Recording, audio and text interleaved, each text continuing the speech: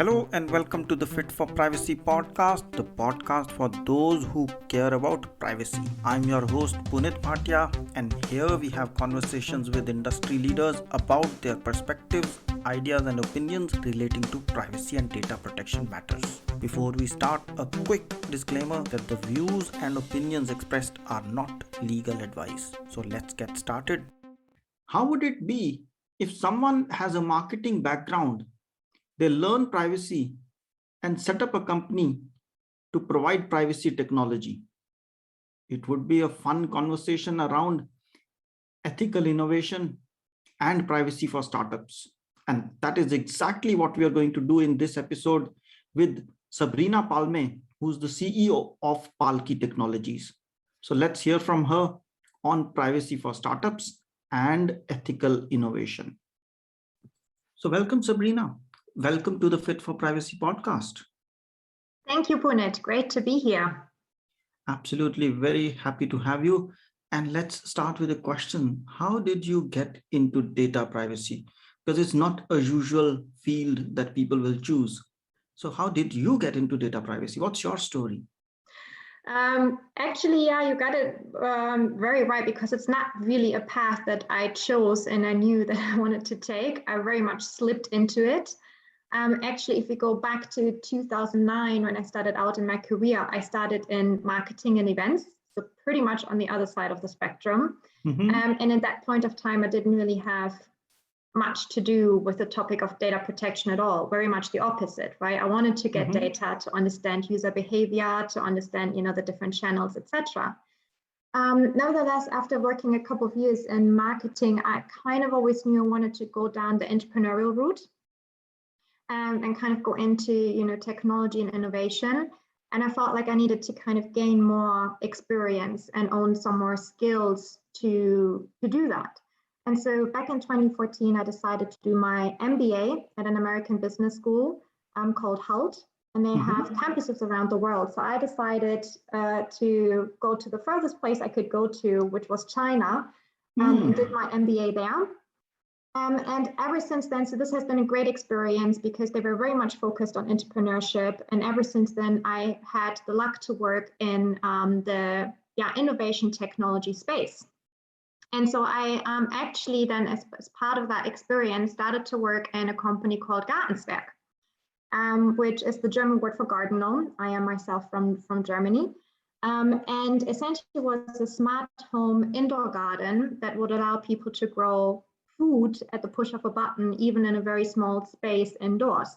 And that was just about a year before the GDPR took effect. And so we started to kind of look into the data side of things and realized that actually with the sensors that we had in the garden and the data we were collecting, that this was actually highly personal data. Why? Because we were actually getting insights about the household on how they were living, their eating habits, when they were at home, and what kind of plants they're growing, etc., etc. And so that was kind of for me the aha moment where I realized, you kind of had the whole topics around the use of personal data. It was just around the time also where we had the whole Cambridge Analytica scandals. It was just kind of all coming in at once, and just saw, okay, this is highly interesting. And then with the GDPR kind of, coming closer, its effect, I just really got into the topic, personally got really curious about it and thought, okay, the use of personal data, the opportunity that lies with it, but also the risks and the responsibilities that businesses have. And so that was pretty much the beginning for me to get into data privacy. And then once I kind of got into the topic, I never looked back. So I really got obsessed with it. I'm obsessed with the idea of not just kind of, ticking the boxes and having your policies that then just end up somewhere in the drive and no one is accessing it and no one is knowing about it. I'm obsessed with the idea of implementing data protection into your business operations as part of your data operations and helping businesses to do so efficiently, and to building also that connection with their stakeholders to enable transparent and efficient data management. Because it's something that I realized when I started, when I was working with the startups, that there wasn't this infrastructure in place. There wasn't anything that would help businesses to manage this efficiently. And so yeah, it's pretty much how I got into the world of data privacy. That's interesting, because when we work in privacy, marketing is one of the most challenging aspects. So if you're coming from marketing, at least that's not a challenge for you. And you understand that part, and you can take care of marketing interest as well while taking care of privacy interest. So now that you have been in privacy and you have worked on the GDPR, when you think of GDPR, what one word comes to your mind? For me, that would be transparency. And I'm not sure if this is something others have already said before, but I think for me with the GDPR, it's all about creating transparency both for your customers, for your vendors, for all sorts of stakeholders, your investors, and even for your own business operations. So I've always seen it as a way to, because with transparency comes trust. Yeah. And I think that is one of the key reasons why we have something such as the GDPR and why it's so important, because trust into the data economy is at an all-time low. It has shifted slightly with the pandemic, but it is a key factor for the growth of the economy. It's actually so important that I don't know if you're familiar with Horizon 2020, which is kind of this research and innovation program from the EU Commission. And the UK was very involved with that as well. And so they actually identified trust as one of the key areas that they wanted to focus on in the research and innovation programs, because it is key to the growth of the economy. And so, yeah, for me, with the general data protection regulation and kind of any other laws and regulations that are similar and go into that direction, it's about transparency. And then with that leading to building a more trusted relationship between businesses and customers and end users. I would fully agree. Trust and transparency are the most important currency that we need, and especially in the world of data. And with the pandemic, there are more questions being asked on transparency and trust, and that's the trust deficit that we need to bridge in. But there's another dimension when it comes to data protection, and I wanted to touch upon that with you, especially the innovation, startups, and that kind of conversation. But let's start with innovation first. Mm-hmm. Now, some of us say that the GDPR or privacy laws are going a bit too far and stifling innovation. That's one view we have. Then there are, that's one thought when we meet people. And the second one is usually saying the laws are not doing enough, they're not enough clear. And it's very, very challenging to find where the balance is. But then the question is, can it be other way around? Let's forget about that debate and change it to, how can data protection help increase or enhance or improve the innovation that we have? Do you have any thoughts on that? Yeah, absolutely. And I think, so this is a highly exciting topic for me, and especially because I myself am from the startup industry and come kind of from that side of things. And yes, I mean, we constantly hear this debate, right? Like the regulation, that's a barrier of entry for many companies and for many startups. And then we also have new regulations on the horizon, such as the Artificial Intelligence Act, where we're kind of looking at 2023. And this has caused like a huge wave in the industry, especially for artificial intelligence and kind of machine learning innovation, because they say, oh, that's just, the demands are too high. It's going to be difficult for companies to comply with that. Whereas when you're kind of taking a step back and look at the regulation, it's actually, what it is about is doing the right thing. It's not asking anything crazy in that regard in terms of doing things entirely differently or outrageous. It's really about doing the right thing.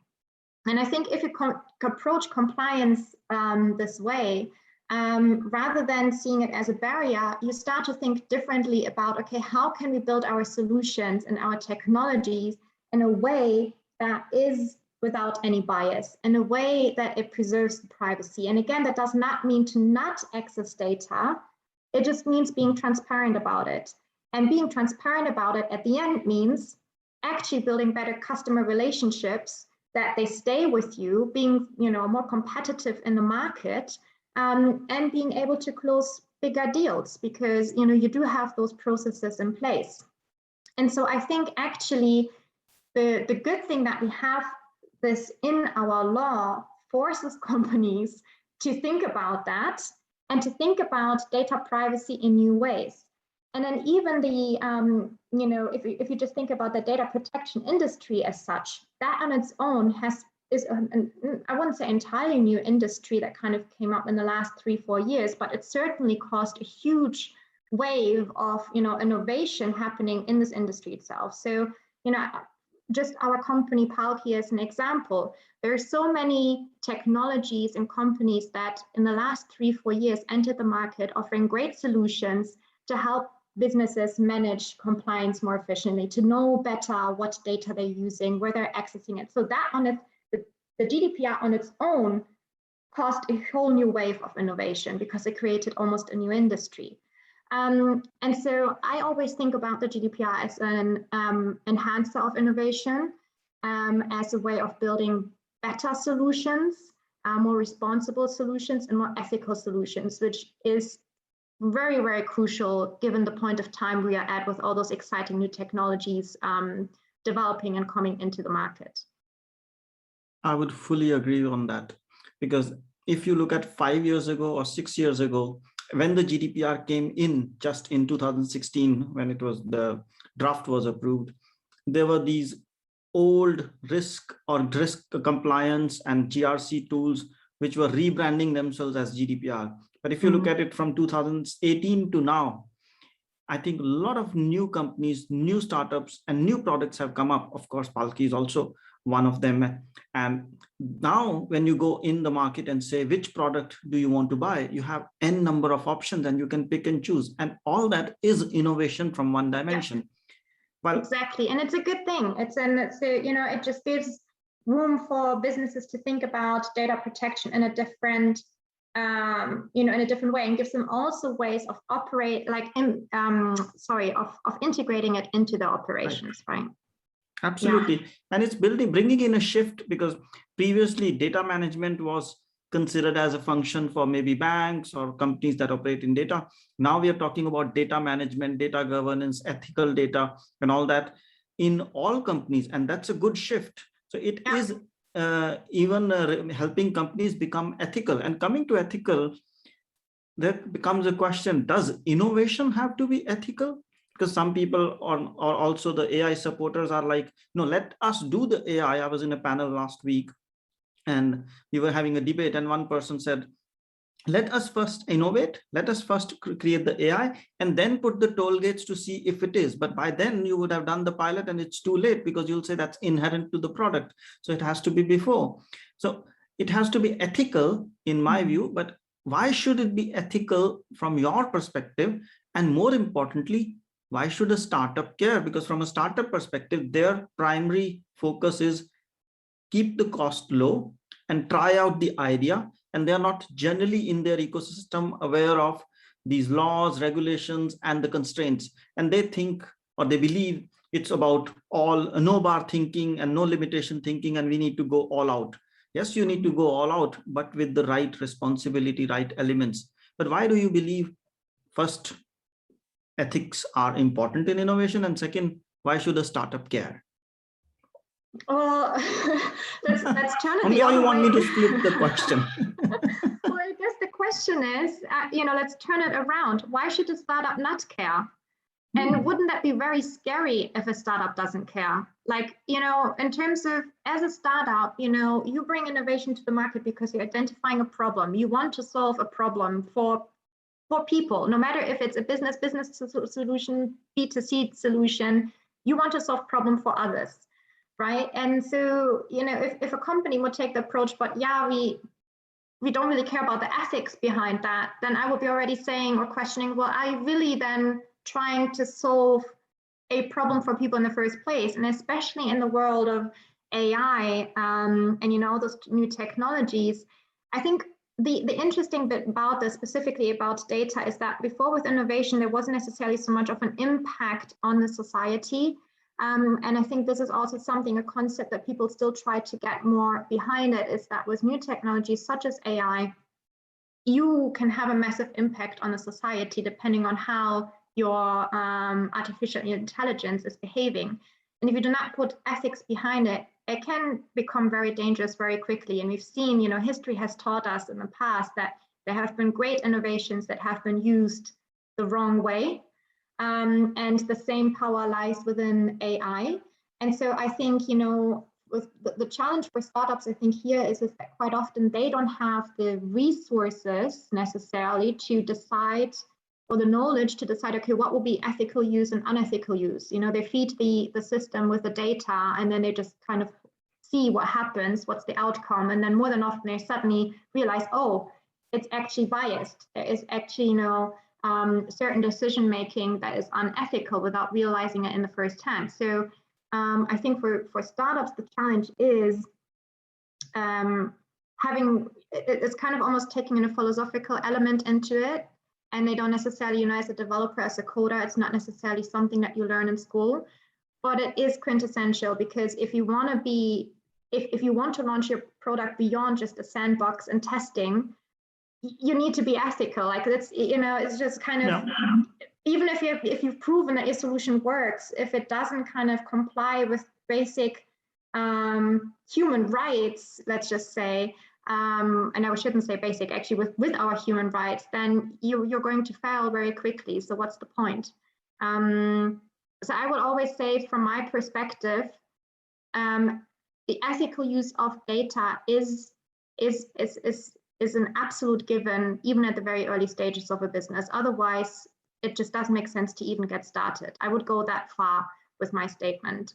Also because you need to build, it's kind of the same thing that we've had with the whole, sustainability conversation. And I sometimes make those comparisons. It's like, everyone messed it up for years. And now it's like, now the new guys can come in and fix it and bring up the solutions. And I don't know, like, it kind of sounds the same way, like, let's just test it. Let's just bring it out there. And then if there are issues, let's try to fix it.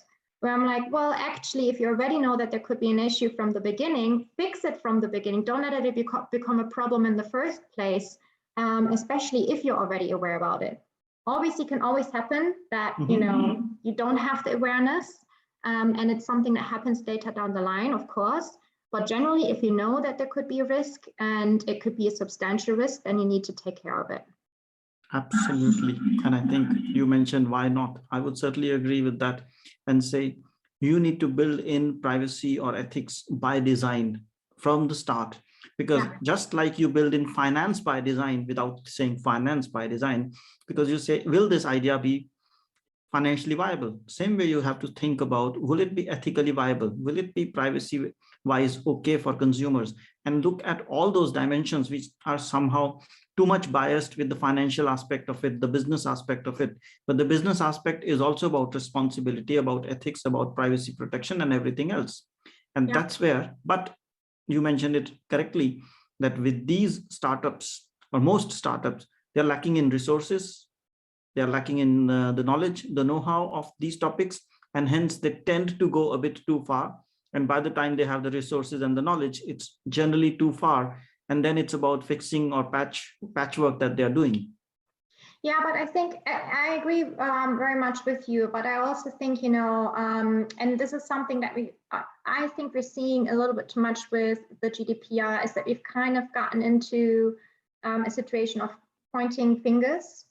And, it's like, they're the bad guys. They need to be fined. And it's all about this, finding the bad guys. I think no one, and that's why I'm saying, like, the question, why not care about ethics? I would argue that probably 99% of businesses that start a business, they want to do something good. They're not starting to build a solution because they want to harm necessarily.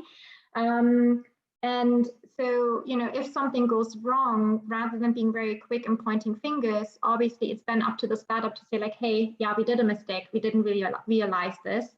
But we're going to fix it. Kind of going back to the transparency aspect, it's all about kind of how do you position yourself in the market? How do you communicate about your innovation, the problem that you're trying to solve, what it already can do, where there are risks. So, I would even argue if a startup says, like, look, we have this great solution, we haven't fully tested it yet, but we want to give it a try, then people are aware about the risks. So it's all about having that conversation, really.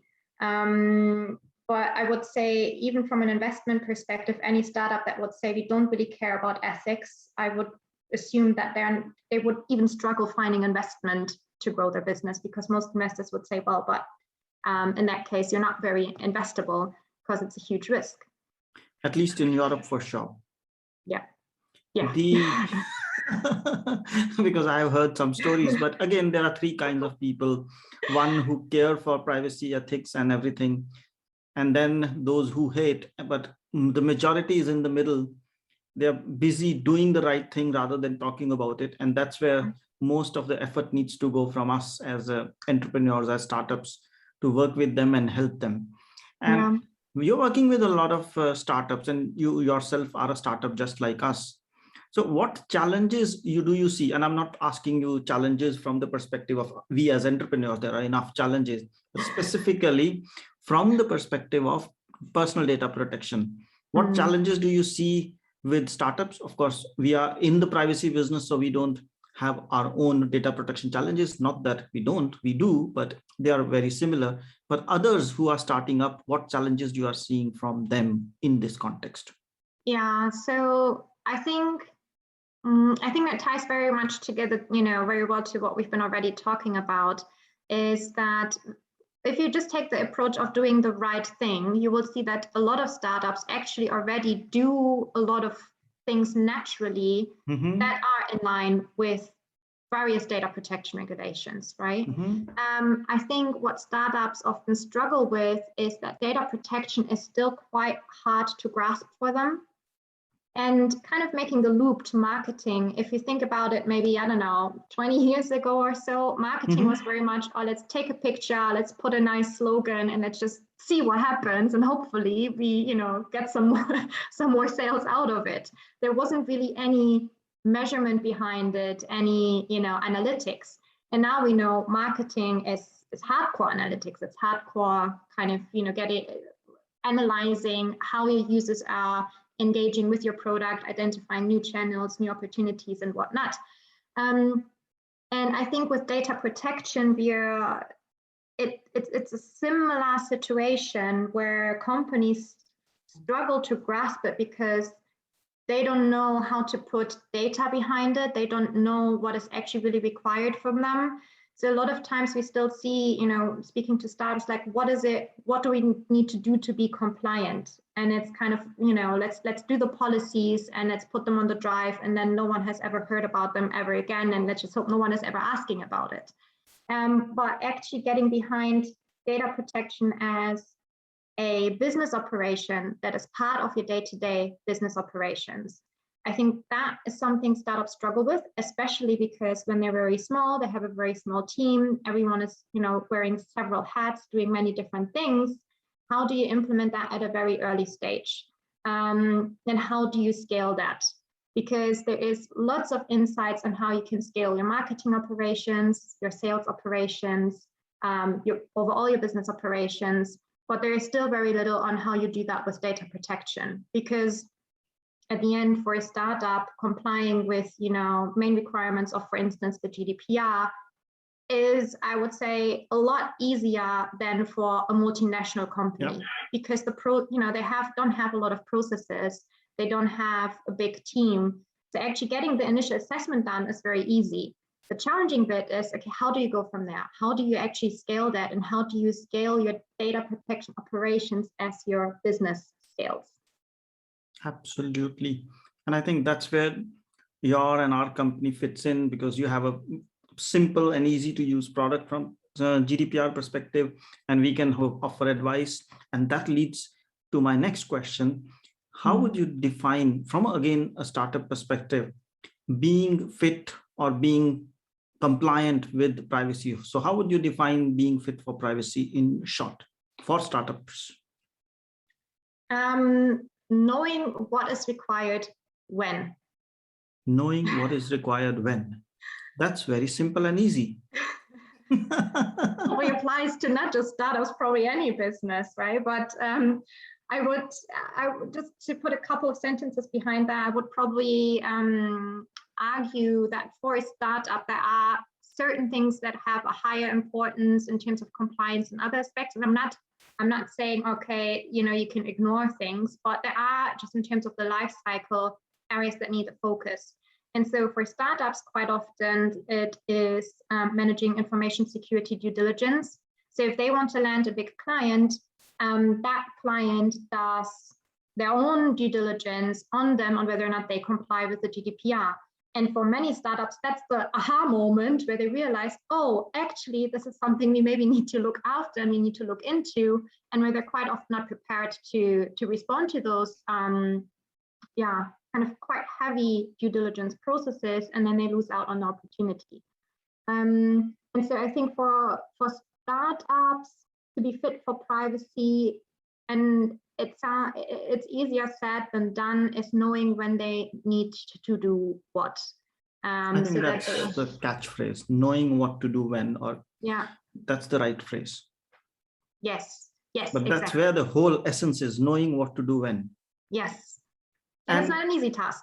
No, it's not. And how does Palqee, that's your startup, help in protection of privacy? Because knowing what to do when is good, but how does Palqee fit in there? How does Palqee help protect privacy?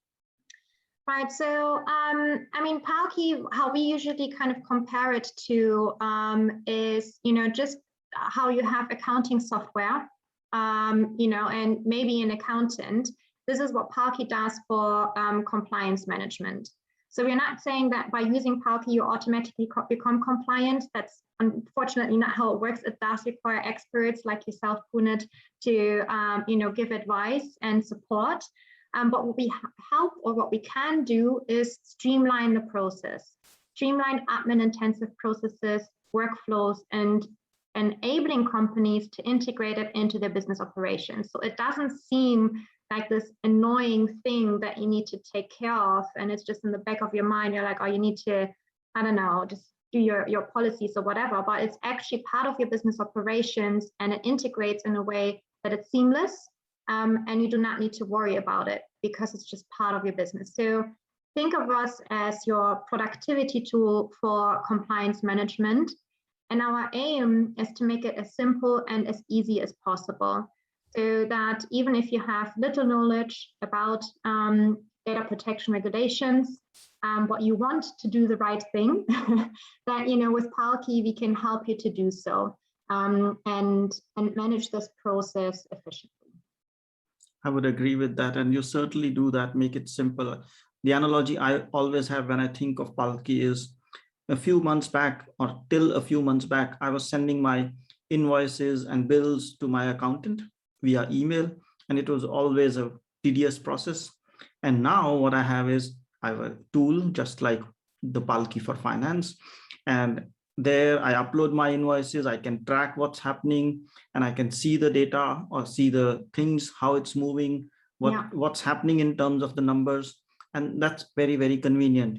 So having an accountant is one thing, but needing a tool is another thing. And it's the same. Having a privacy person who guides you, tells you what to do is one thing, but having the right tool, right workflow is another thing. And that's where Palqee fits in.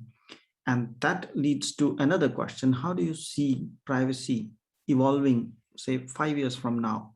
Because we've been on a good journey, and some say GDPR is just a toddler, 3 years old or 4 years old, how they see it. Some see it from 16, some see it from 18. So how do you see privacy evolving in the next 5 years? I think what we're going to see is that its importance is only going to grow.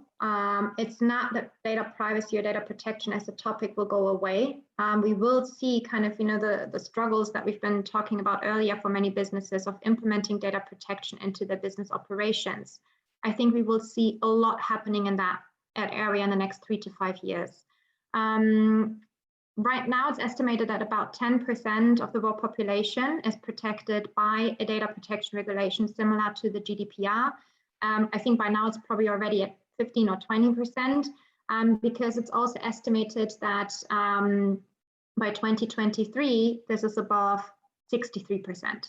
Oh, interesting. So there is, with different governments implementing such regulations to regulate, I wouldn't say to regulate, but to support responsible innovation, ethical innovation, there is a need and a requirement for businesses to manage that landscape. And so I do think that the whole topic around data privacy, it will become a core aspect of many business operations. And we're seeing this already today in our digital world. Even if you're a small business, it's, you're operating out of the UK, but you're selling your goods to your customers in Europe, then you already have the UK GDPR and the European GDPR. And right now, there are even considerations about changing about 75 aspects or so of the UK GDPR. So even if you're a small business, you will need to comply most likely with more than just one regulation. You need to know about regulations the moment you use international vendors. We've known the whole privacy shield debacle, using US vendors in Europe, and this topic still is far from being closed. And so I think what we will be seeing in the next 3-5 years is, as you said, I think data protection still is a toddler, and there is still a lot of room to grow. Authorities, in my opinion, they also still are figuring things out and how to enforce the regulation, how to support companies with compliance. Technology companies, just like ourselves, there's also still a huge evolution going on, finding the right tools, building the right experiences that really can help businesses with compliance. We're far from finished, and it's still constantly evolving. And so I think it's a very exciting industry to be in. There is a lot going to happen in the next 3 to 5 years. And then even after that, it's only going to continue. I would absolutely agree with that, because privacy is in a stage what compliance was in early 90s. Compliance at that time was about appointing a compliance manager and thinking your compliance is done. But what we've seen over the years is that now there's a compliance department, and some companies are even saying this operational risk compliance, financial risk compliance, and that way they are looking at it. And same way right now, privacy is about, okay, we have a DPO, or we have a privacy manager, or we have a consultant, and that's done. But it's much more, and it will evolve. And large companies are already having what we call privacy offices or data protection offices, and it's growing. And some of them are having, I worked in a company which had about 50 plus DPOs. Wow. So it was fun because you would have so many perspectives, and you don't need to go to a networking session because you're always networking. So it was fun. But let me ask you some fun questions here, or trick questions here, based on which way you see fun or trick. Okay. So if you had a choice between an email which is paid and private versus an email which is free but tracks you, which one would you choose? Or which one do you choose rather than would you choose? Sorry, which one would I choose rather than, sorry? I would say, which one are you using, a free one or a paid one? Free one for marketing spam stuff, and then a paid one for more personal and kind of business matters. So I actually have more than one email address, and yeah, to kind of manage that, so that I have one for all the marketing spammy kind of things, and then the other one that I only give out for more relevant, more how do I say, more personal areas of my life. Makes sense. And I think coming from a marketing person, separate email for marketing, that sounds funny. It does also mean managing more than one inbox, but I kind of like to keep it separate. Also, it makes it harder to track. It is. I can assure you, I have more than one email as well, and it's not easy. Sometimes it's here, sometimes it's there. And sometimes you think you are structuring by creating different emails as a business, but then you realize to track them, to follow them, and to chase them, somebody sends a mail there and there. So it's not easy, but yeah, that's what we all do. Another question I would have is, if you had, say, you join a company which is a startup and you have a budget of, say, 1,000 euros, but you have a choice to invest in security or invest in privacy. Which one would you invest in, and why? Well, I mean, while security and data protection obviously is not the same thing, it goes hand in hand. And so quite often the money that you would invest in one area automatically affects the other as well. So can I be cheeky and say I invest 1,000 in security and privacy together? No, I mean, as I said, there's no right or wrong. Because essentially, right, I mean, if you realize that as part of your assessment that, I don't know, certain data is not protected because you don't have the right security measures, then the moment you invest into the security measures, you also have that data properly protected. So, yeah. I'm being cheeky. Yeah, I mean, as I said, there's no right or wrong answer. It's just a question to see how you think or what would you choose. And similarly, completely away from privacy, if you have to make a choice between time and wisdom, which one will you choose? Between time and wisdom. Interesting one. I think so. Well, I guess wisdom, because then I would know how to use my time better. You won't have time. I don't have any time at all. I mean, proverbially or philosophically, as per the question, but I do understand you'll choose wisdom, because some people say, if I have time, I will find wisdom. But if you don't have wisdom, how will you find more wisdom? Because wisdom attracts more wisdom. Shudabakel. What is your response to that? I think I will choose wisdom again, because if I have wisdom, I will find time. If I have time, I won't be able to find wisdom because I don't have wisdom to find wisdom. Yeah, that's what I meant with wisdom. You can find time. That's or you know how to use time better. Or yeah. Yeah, I mean, it's the same thing. So yeah. Okay, so time flies, that's for sure. And with your wisdom. Any wiser? Sorry? Are we any wiser than before? It seems so. We are. So now, in essence of time, what's your one final message to people? In regards to data privacy, I assume? I would think so. You can, of course, give another message, but then I would say 2 messages. No, so I think kind of going, pretty much what we've talked about overall is, if you're unsure about data protection, data privacy, and what is required, follow a little bit your gut and do what you think is right, because usually then you're already on the right track, and then everything else you can find out as you go along. That's an interesting one. If you don't know what you want to do or what you should do from privacy perspective, follow your gut. That's interesting. I have never heard that. But with that, I would say thank you so much. Now, the final question is, if somebody wants to contact you, what's the best possible way? Yeah, absolutely. Thank you, Punit. So the easiest way is either through our website. So that is www.palqee.com, where we have a contact form, or via email, which is info@palqee.com. Perfect. We will put both things in the show notes so that people can find it. And for now, I would say thank you so much. Time did fly, and there was no issue with time. The wisdom was floating around. So thank you so much for your time. Thank you, Punit. Thanks, Sabrina. Thanks for listening. And now we ask you for some help. Take a moment to subscribe and review this podcast. Your support matters. And if you have done it already, thank you so much. Now, if you have questions or suggestions, drop an email at hello@FIT4PRIVACY.com. And finally, if you know someone who will benefit from this, share this podcast with them and help us grow. Thank you so much. Stay safe and see you next time.